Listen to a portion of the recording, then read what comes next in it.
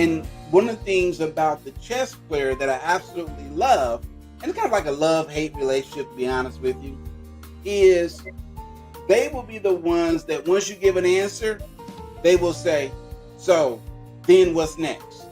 You give an answer. So once that's done, what's next? And if you don't have an answer, don't worry. Guess what? They gave you an opportunity. They will tell you what the next 3 steps should be. Welcome to MetaGagement, the HR show that dives deep into the heart of employee engagement and workplace culture. Your hosts, Ann Scottlin and Dr. Lyman Montgomery, bring you a groundbreaking show that explores innovative strategies and insights to transform and elevate your organization's HR practices. Dr. Montgomery is an employee engagement expert and best-selling author, while Ann Scottlin is an acclaimed business consultant and podcaster. Together, they will unpack the complexities of modern HR challenges and reveal innovative solutions that can be immediately applied to your workplace. Please welcome Ann Scottlin and Dr. Lyman Montgomery. Hi, welcome back to MetaGagement-HR, the show where we are helping make the possible probable for you, the HR expert, for you, the HR leader. Good morning, Lyman. Good afternoon. Good morning. Afternoon, wherever you're watching this. It's morning somewhere. There you go. So glad to see you here today. And Likewise. How's your weekend been? It was actually wonderful. Absolutely fantastic. Nice. Very good. I know it's, I think I mentioned this morning when we were on another recording that we have some rescued mice, which is probably like the funniest thing I've ever said. And that fell out of a nest in the garage and couldn't fix it. And so, what do you do? Well, I know the practical thing to do, but that's not us. So we're bottle feeding a couple of mice. Like, honor life where you find it, right? Until time determines otherwise. So yeah, that's been the crazy. I'm on the opposite extreme. Matter of fact, I got an exterminator coming because we have this little mouse that is terrorizing my wife, and so God bless you. You're trying to take care of the poor mice, and we trying to get rid of the mouse. Well, now, if it leaves, hey, fine. We just don't want it in the house.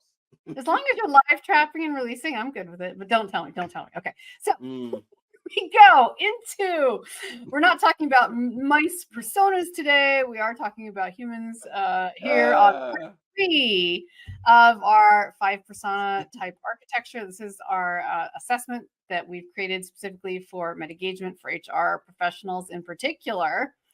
And here on MetaGagement, our primary goals is to help you foster resilience and adaptability in HR, not just in your work, but for yourself as an HR leader. We really try to dive deep into how you can work within your teams to find advanced engagement strategies, actionable insights, and use these practical steps along with our favorite thing, which is neuroscience, doing it smarter and making it easier. So no point in pushing the cart up the hill, which is often what it feels like, right? Absolutely. If you're just joining us today, please help us out. Do us a favor, like, subscribe, and most of all, leave us a comment. Thank you for all of you who've been leaving comments. We love answering your questions and comments on the air when we can. So please send in your questions or topic suggestions that you'd like to see us cover. So far, we have covered 2 of the 5 personas. Cheerleader, construction worker, and they're also chess player, commander, and chemist. And today we are talking about the chess player persona. Yes. Do you play chess, Lyman? I play at it. I'm not any good at it, but I do understand it. So I wouldn't consider myself a chess player, but I do understand the game. That's half the battle, right? It's like everyone who got so excited, and that includes me, because I'd never really paid much attention to chess. I always loved the idea of chess.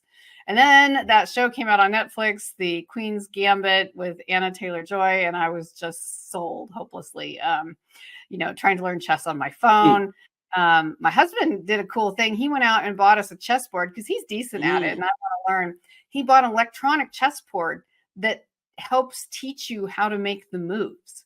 So you have you lay it out and it will like blink. You can turn on different levels of support or no support, or it can give you clues. So it's really kind of fun, but still a board. Like you're not just playing online, which I know is fun, but I love the idea of sitting in a chair with pieces. Like that's pretty awesome. And so one of the personas in our architecture, in our 5 persona types, is the chess player. How do you define the chess player, Lyman? When you think of the chess player is that strategic, analytical. This person will excel at meticulous types of work. Um, they love the next step. These are the type of people, if you're having a conversation, my wife, for example, is a chess player, where in her conversations, she's probably 2, 3, 4 moves ahead of you. These folks love to anticipate the next step. And so oftentimes when you're in a conversation with a person who has a chess player persona, they will ask very deep analytical questions. But then by the time you start answering them, they've already moved on. So they approach a problem with a very calculating mindset, and they want to ensure that every single move serves a purpose. So they don't like to waste a lot of time. So they like short, cryptic answers. Is that what you're saying? Because they're formulating their next move. So people that tend to be interrogators, detectives, attorneys, investigators, auditors, generally have a chess player persona because they have to anticipate the next move. And so they're not the type that's very transactional. You have some people tell me what to do, and then they sort of sit there and cross their arms and say, well, I was waiting for you to tell me the next step. The chess player, they're 3, 4, 5 moves ahead of you. And that's fun for them. Which is what we highlighted last week too, is it's something that comes naturally. Now, what makes our assessment a little different from traditional assessments, which is overall personalities, which also have a lot of validity, a lot of helpful points, but ours is about the persona that you bring into your workplace specifically. As we talked about last time, Michael Jackson seemed like this very gregarious, outgoing, popular person, but actually behind the scenes, he was quiet and shy and a very different person. So what is the persona you bring to work? And at home, you might be just, you might be a lazy bones, like let everyone else figure out the problem. I don't care where we go on vacation. Someone just plan the trip. But at work, you might be like, this is how we need to do it. And this is how we need to do it in a certain order. So what we're going to do today is we're going to jump into some of our scenarios that we like to present for you and talk about HR problems and solutions that are often facilitated by the chess player type. And the first problem we're going to talk about is a need for strategic integration of diversity, equity, inclusion programs. This is a real life issue that a lot of people are facing. And we already talked about that today. Actually, we did a workshop earlier today, a live workshop, and we talked a little bit in one of our examples how implementing DEI can be challenging and how we bring some tools and techniques to help make that easier based on creating balance and alignment in your staff. But when you need to implement this program, when you're uncertain how to embed DEI into your current operations, what might the chess player do for you? Exactly. So the first thing the chess player is going to do is analyze the status within the company of your particular program, in this case, DEI. So they want to identify what are the gaps, what are potential areas of concerns, so that they can create a strategy for improvements.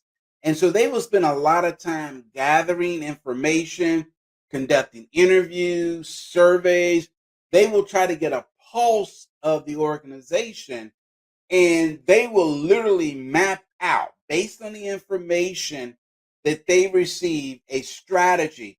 Oftentimes, they will take that strategy and break it into phases. So they might say, well, the pre-phase is gather all the information. We're going to conduct research for the next 3 days. We're going to analyze it and it's very detailed. They will literally present a calendar and you can literally track every single step. And God forbid if they forget something, they will go back and say, well, wait a minute.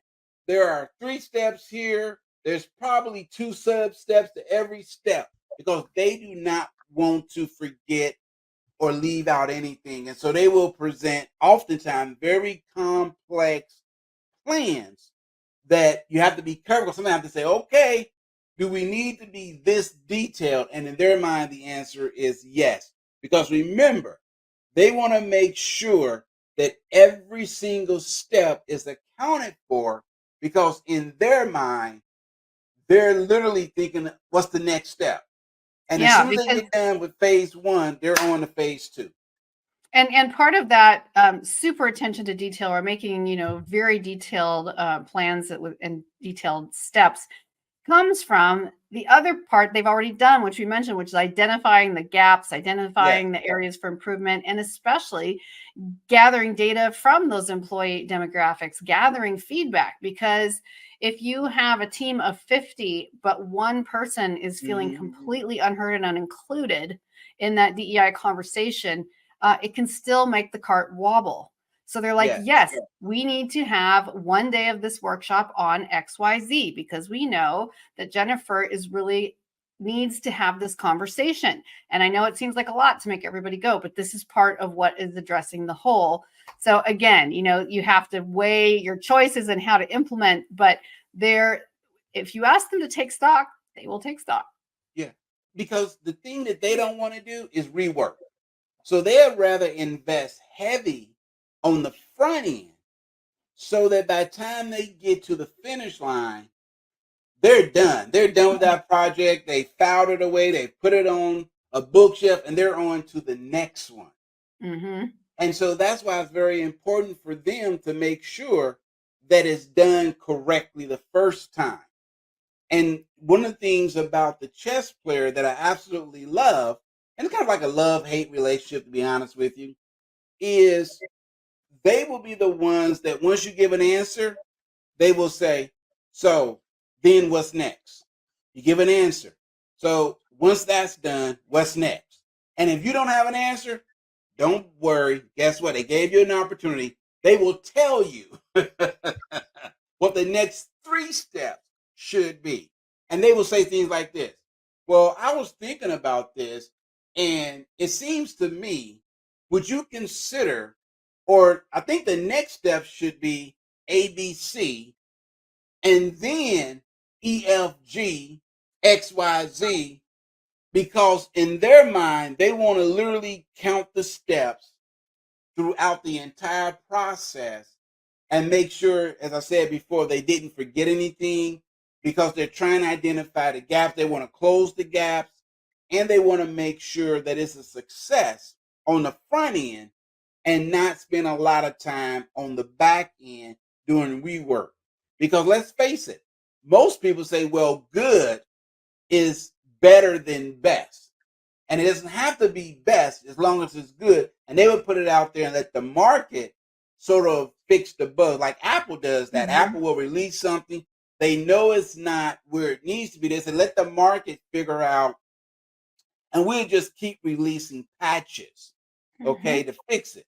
Whereas the chess players are like, well, why do that? Why don't we just spend the time on the front end and make sure that it's right so that we can move on to the next. We're not just always recreating patches to fix something that we probably should have realized early on. And I think that's part of the challenge. So, there's 2 sides to every coin. Yes. With the balance also comes the inability to predict everything because we're human. One thing you've accidentally left out, one scenario out of millions that you missed, you are going to have to get that feedback from the team, from the market, whatever that is. The feedback will have to come in, but they can offer you a lot of strategies and solutions to prevent at least the earliest and most obvious pitfalls, which is absolutely super helpful. And before we go on too, I just want to touch base again on a couple of things about this assessment and about these personas. So one, we already touched on the fact that your workplace persona might be different from your home persona. Yes. So what is the persona in the workplace is different necessarily from your overall personality. Also, there is overlap. It's not completely, we're not here to pigeonhole people. Boy, that is hard to say. See that fast, Lyman? We're not here to pigeonhole you. We're also, everyone has percentages of these strengths. And what's another reason why this assessment is different from other assessments in the sense of that it has a lot more to do with team building Yes. than team mitigation. It can address both, but tell us why, if you have the opportunity, these are good things to learn when you're building a team. Yeah, because it takes into account what role you need to play. For example, you may have, let's take a sports team. You might be on defense and be very good at defense, but maybe you also need to work on being on offense. And so what these 5 personas allow a person to do, there's always going to be sort of like your major persona that shows up in the workplace, right? But also you're able to say, well, wait a minute. I know that primarily I'm a cheerleader. I'm always encouraging. I'm an influencer. So that cheerleader is also might be very good at winning trust, and they'll be a good commander. But they may not feel comfortable, and we'll talk about the commander later, they may not feel comfortable in the commander role, but because they've earned the respect of being an encourager, of being a motivator, it might be easier for them to move into the commander role and say, all right, y'all, we need to get this done. Let's go. But they're still going to do it in a cheerleading sort of mode, but they're going to move the project along as an example of where you might switch.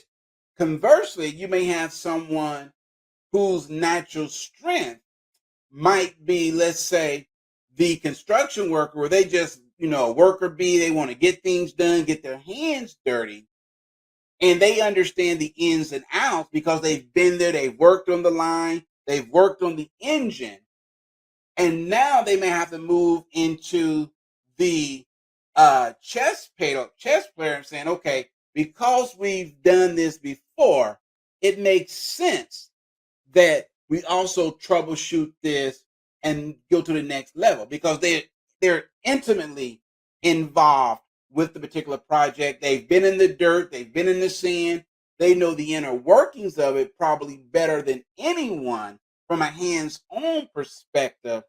So it's a lot easier for them to anticipate, even though they might feel uncomfortable doing it, but they can at least lend themselves to the next steps in the process because they've done it before. Absolutely. And that is super valuable for sure. We're going to have to take a really quick break, and then we'll be right back with another scenario for you on corrective action investigation. How is this a practical element in the workplace in HR specifically?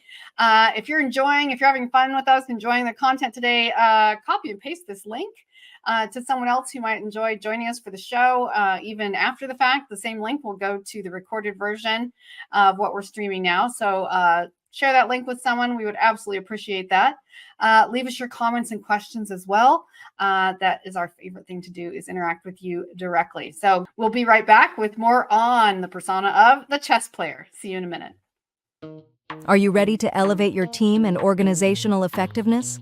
Dive into the focused Meta Mindset 5 Persona Types Architecture Assessment and discover your unique superpower as a leader or team member. Whether you're a fearless cheerleader, diligent construction worker, calculating chess player, commanding commander, or analytical chemist, this journey of self-discovery will highlight your strengths, sharpen your focus, and propel you towards success. This isn't just a quiz, it's your pathway to unlocking and embracing the potential that will transform your organization. Ready to find out your persona type? Head over to MetaGagement.com to take the assessment now.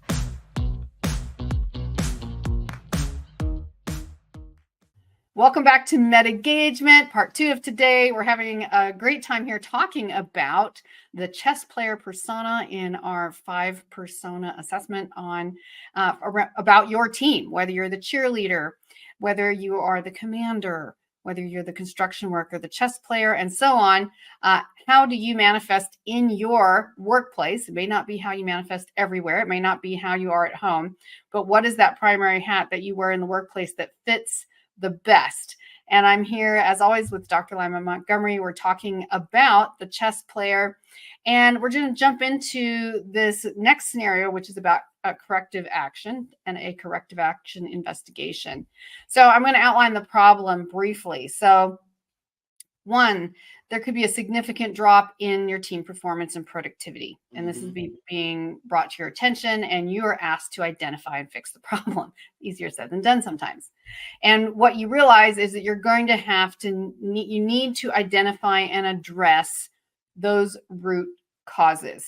We just use the root causes in everyday conversation. We forget that, it comes from nature, from roots. My husband, one of his hobbies is viticulture. He loves the process of growing grapes, making wine, all of that. And I don't know if you've ever been on a wine tasting or a wine tour, and you get the tour of the vineyard and how it works and how important it is that the roots are healthy and that they don't have any bad bacteria or usually it's more viruses, things like that growing on the roots. Tubers, you don't want any bad stuff growing on the roots. Are they getting enough water? Are they getting too much water? And then you have hybrids. You're attaching one kind of vineyard stock to a different plant root. So you might have a traditional cab root for your grapes, and you're attaching something that is a different kind of grape. So I am not the viticulture specialist, obviously, but this is what it goes back to, the root causes, because you're going to get what you put together in the roots. Whatever the root situation is, that is how the plant is going to be healthy and grow. So how does the chess player come into this, and why would you want your chess player in your team to take a look at this? Yeah, you bring up a very good analogy. Too often, people look at the leaves, they look at the branches, and they forget to look at the root, look at the soil. What's nurturing this? What's creating this environment? And going to this example, maybe there's someone on the team that their productivity has dropped off.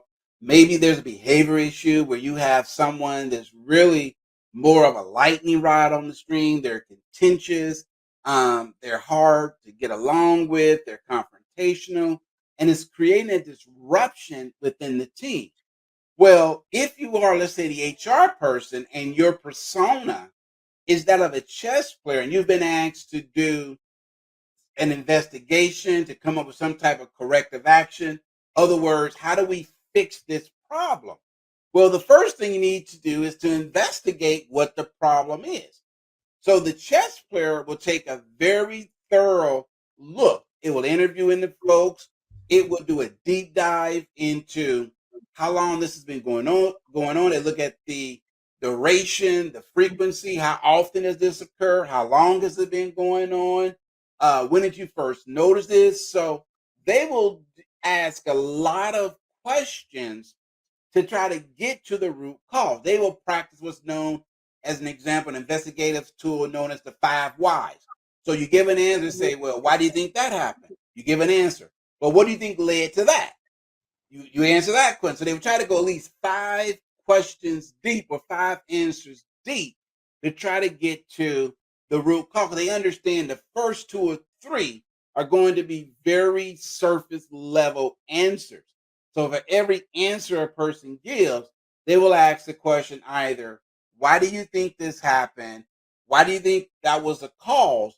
To try to get to what's the underlying root cause of the problem. This is Once like they've done, yes. if you've ever had the privilege and opportunity to do some professional therapy, but this is like the psychology of the problem, right? Yes. And that it's reverse engineering. It's getting your answer by working from the outside in. So finding what is someone's core root, whether that's in a depression or an addiction or whatever that might happen to be, or a loss, right? Working your way back is, well, what made that happen? What made you believe Yeah. that? What made that happen first? So it's just, I call it the psychology of the problem. Right. The root Because cause. it's unpacking or it's removing those layers and Mhm. causing the person to go deep. Sometimes they will interchange think with feel. They would say, well, how do you feel about what happened? They get an answer. Well, I feel sad. Well, what's causing you to feel sad? Well, I didn't like what John said to me. Well, what did John say to you? Well, John called me an idiot. And this is, well, how long has this been going on? Well, John's been, playing kind of ragging on me for the last 6 months. I'm just fed up with it. So what have you done? Well, I've kind of internalized, really do anything about it. Okay. Because you haven't done anything about it, could this be the reason why you feel sad? Well, Mm. that's part of it. So you can kind of see where in this role play, the chess player begins to unpack, but then he's kind of leading the person to understand what's the next step in unpacking until they feel they've reached the bottom and uncovered the real cause of the problem. And so sometimes the real cause of the problem has nothing to do with the team. The real cause of the problem might be, to be honest with you, I've never taken up for myself. And when John called me an idiot, it reminded me of my brother who used to pick on me. Now we've gone from what happened at work, we're all the way back to childhood. Mhm. And the person is basically, it's the cumulative effect of not standing up for oneself, feeling pressure, feeling bullied, till they finally, like a pressure cooker, reach that level they're ready to explode. And that's why they kind of went off on John and Mhm. now got in trouble because they called John everything outside of John's name. And this is where, an internal coaching, counseling, Yes. psychiatry can be very useful within the business place. And I use it here as an example of how we're diagnosing a more general problem, but it goes even beyond because humans create human problems. So Yes. whatever is the sort of the similar psychology to just being an individual human is going to be similar in the problem. And what is really great for the chess player is that, as we always talk about, finding ways to do things with ease. This is fun. This is Yes. so satisfying for the chess player. You don't understand. Now, if you're a cheerleader or a construction worker, this might sound like agony to you, like Oh, sitting yes. down with someone and interrogating them, and like the whole approach. To the chess player, it's like, I'm going to be at ease because this is delightful. I love doing this. I love finding the problem. And me being at ease is going to make the other person more at ease, which is going to make them open up more than if I'm like trying to, stuff a square peg into a round hole kind of Mm-hmm. concept. Mm-hmm. So this is why having the person who has this natural gift is going to be so much more effective. And Right. as the HR professional, and maybe in your case, maybe there's only one of you in your company, which is even tougher. But remember, you also have these people on your teams already. And there's ways to Yes. do team problem solving and other things where you ask a particular person to head up that breakout group or that team discussion because this is the kind of challenge you're facing, and they're going to have a natural ability to do it with ease. Yeah. And the chess player may break that interview into 2 or 3 segments. Mhm. They might deal with what's going on at work in one setting. Then they may come back and say, in our next meeting, let's talk about your home environment. Could there be things at home causing this? Because they need that time also to digest and come up with the next set of questions. Mhm.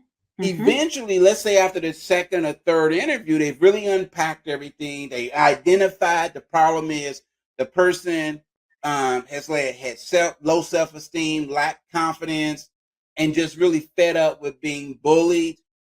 And so now they say, okay, we understand that the real issue is you don't feel valued and you felt, Mhm. again, as if you were being attacked. And this is something Mhm. you've dealt with. And so what can we do now? So now they start moving into the action mode of saying, so what can we do now to improve so that you don't have another blow up? What are some other ways that you could have dealt with this situation? And when the person said, well, you know what, I probably should have, left the area. Okay, so you would have left the area and have done what? Where would you have gone? Oh, well, I probably would have went to the restroom. Okay. Were you going to the restroom because of a biological need, or were you going to the restroom to talk? What was it about the restroom? Well, I was going to the restroom so I could be kind of alone and kind of look in the mirror and say, pull your stuff together. How often do you do that? So again, they're going deep with even solutions because they want to make sure again that they're not just putting a Band-Aid on a cancer. When the real issue is the person needs chemotherapy or surgery. And this is why, even with the solutions in, they will deep dive and say, let's make sure that we put together a plan that actually is going to benefit a result that you're looking for. And we're not just dealing with the symptoms. And I think the approach is so critical here of the chess player or the other people or persons on the team doing this if you have an HR team, right? Because the chess player is so analytical and so objective, you can unwittingly make people feel like they are strictly a piece of machinery, a mechanical asset that has a problem that needs to be solved and has a part that needs to be fixed because they're just internally flawed. But what the person wants is to be seen as an actual person. Yes. Or not. If you really see the person, you might realize that a certain level of questioning is going to make them extremely uncomfortable, and you may need more time and more meetings to find tactful approaches to this. So, I see a lot of times the strategist, the chess player, they can be a bit like a surgeon, very precision surgery. Well, that's fine if it's a general problem. If it's a person, then use the talent you have in that persona, but maybe combine that with someone else like a cheerleader who has. I'm glad you said that. Yes, human touch. That's a very good approach of saying, my role here is to let's get to the problem, all right?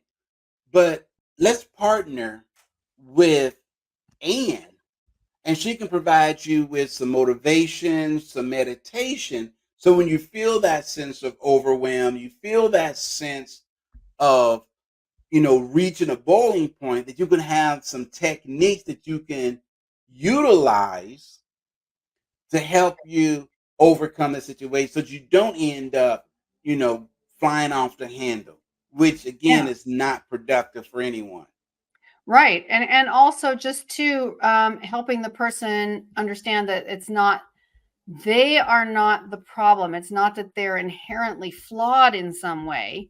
Like, can't you just get your act together? Right. It's not that they're the inherent problem. It's that we're here to support you in finding a solution, because when you're at your best, the company's at their best, we all have more fun at work. There's less confrontation in meetings. So, how can we? It's about alignment, our favorite word here at MetaGagement. It's absolutely about alignment. So how can we bring your needs and challenges into alignment with the team, into alignment with whatever challenge we're facing, so that we can make this more full of ease for everyone and you? So we're not solving you as a problem. We're saying, how can we find, and granted, alignment can mean compromise. You can't go in two opposite directions all the time and ever find alignment. And as we always say, you don't have to always be in formal agreement that you agree exactly about how something is going to proceed, but you can be in alignment and at least find a way to move in the same direction. Because if you're not, your car ain't going nowhere. That's a very good point. And that's why I like what you said as far as the alignment piece is I would not necessarily put a commander as the lead investigator, because the commander could come off like this. Listen, you went off on John. We're not going to have it. It's against policy. I got to write you up for it. Don't let it happen again. Any questions? No, bye. Sign this. Right? No, it's true. And this is where it's even fun finding and exploring ways to do this, and finding parts of people in your team even aspects of yourself that can take these things into consideration and make it more of a positive experience for everyone. Yeah. And so, wow, our time has flown. We're already at the end, as always seems to happen to us, Lyman, because we just have so much fun and get going, and then like, oh no, we have to put on the brakes already. But it's a good problem to have. So, yes. Excuse me. We want to thank everyone for joining us here today. We hope you took away some value with what we discussed about the persona of the chess player and where those people who have that strong persona can be useful in your team, in your situation, solving problems, dealing with people from an HR perspective. Again, if you enjoyed us, please share this link with someone else in HR who would benefit from this conversation. We'd love to have them join our community, join our conversation. And you as well, please leave your comments and messages, like and subscribe. That's partly how we can keep this content coming to you. And as always, we are going to be streaming again this same time next week on whatever platform you're watching. And that is, Lyman, can you read us these streaming dates? Because my notes have disappeared. Hey, you know what? I think it's Tuesdays. It's Tuesday. So I think it's 11 a.m. Tuesdays, 11 a.m. Eastern time, 8 a.m. What's that? Pacific time, 3 p.m. and 3 p.m. Mountain time.